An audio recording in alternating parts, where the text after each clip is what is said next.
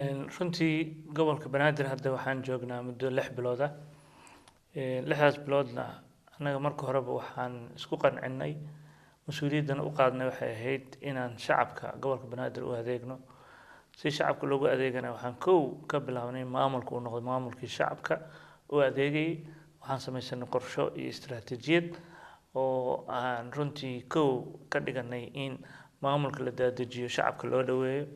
La socodsiin in 9 degmo oo ka mid ah degmooyinka Muqdisho in maanta adeegyadii ay dadku u soo dooran jireen xarunta dowladda hoose ay ka doontaan xarumaha degmadooda.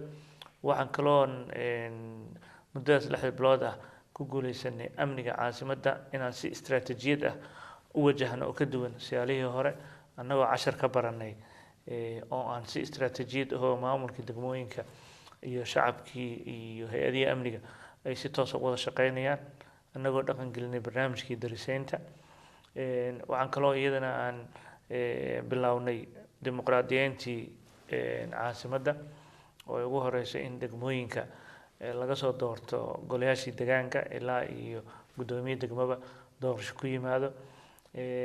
Arrimahaas oo dhan iyo arrimaha ay ka mid yihiin barakacayaashana u istaagno oo aan u doodno xuquuqdooda sidii xal waara loogu helan aan ilaa hadda ka shaqeynayno.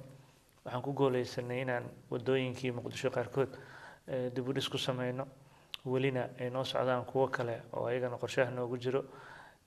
Waxaa kaloo iyadana aan muddada yareeda koobneed ku guuleysanay inaan wada tashiyo badan la sameyno bulshada oo ka qayb gelinayno talada. Marka arrimahaas oo dhan arrimo waa dareemi kartaa muddo 6 bilood ah iyadoo caqabadaha jirana ay weli jiraan, laakiin annaga waxaa naga go'an inaan shacabka u adeegno.